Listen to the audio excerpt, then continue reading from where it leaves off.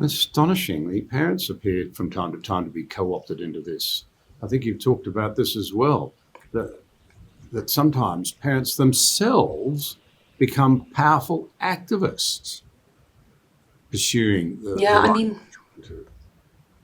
sometimes it starts with the parent, I'm sorry to say. I mean, you'll sometimes see stories in the press about a 2 or 3 or 4 year old boy who, the mother will say, I knew he was a girl. I always wanted a girl, and you're just like, oh, that's like the famous thing about the vegan cat. Like, there's no such thing as a vegan cat. That's the owner. Like, when very tiny children get this idea into their head, it's not them.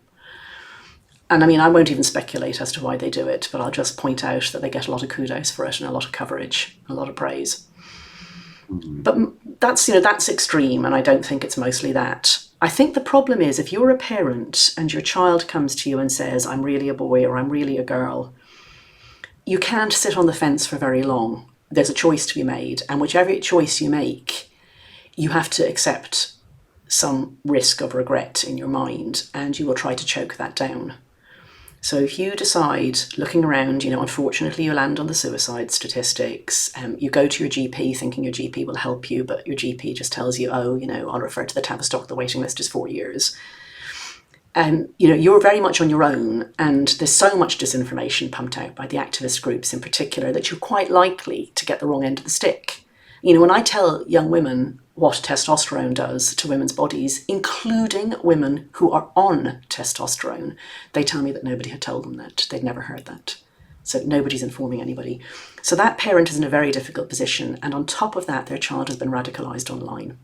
Their child will have been researching this for quite a while, will have been watching YouTube influencers, TikTok videos, been on chat boards on Reddit, will have said things like, I think I might be trans. And if you do that, if you on a Reddit, on a subreddit that's about trans issues, if you say, I think I might be trans, they'll tell you, if you think you are trans, you are.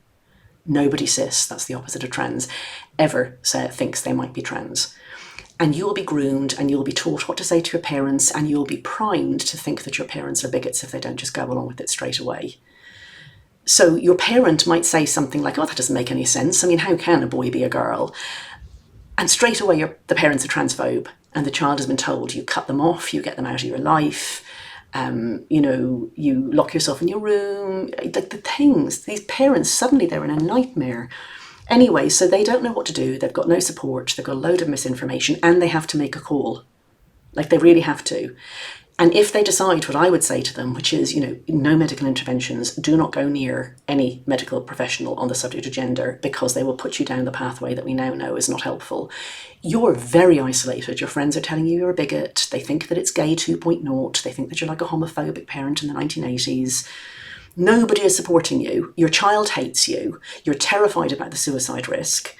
And, you may hold the line, but you may not. And if you don't, you have made a choice that you can never unmake, and you must now think that you made the right choice. So those parents become the most dedicated to the whole narrative, and they're the people who will never ever change their mind no matter what, because it's in the past for them. They can't undo it. So those parents are not reading the Cass review with an open mind and thinking to themselves, that's interesting. So when Lydia came to me and told me she was really a boy, and I said yes and got her private puberty blockers and hormones because the NHS waiting lists are too long, and she had the mastectomy a year ago, and I've been calling her a boy for the past 5 years, there was no evidence for any of that. It didn't make her feel any better. Oh, how interesting.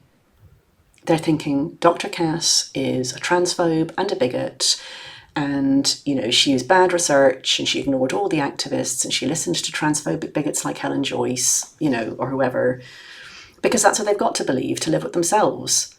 So those people are just going to be a massive roadblock to us getting a well-structured and supportive medical treatment for distressed children going forward, because they need it to be true what they did. I'm so glad I was never in that situation. My heart goes out to them.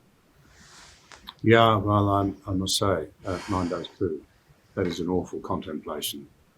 Yeah. Because all parents want to, well, the vast Oh, majority. yeah, really nearly all parents want to do the right thing.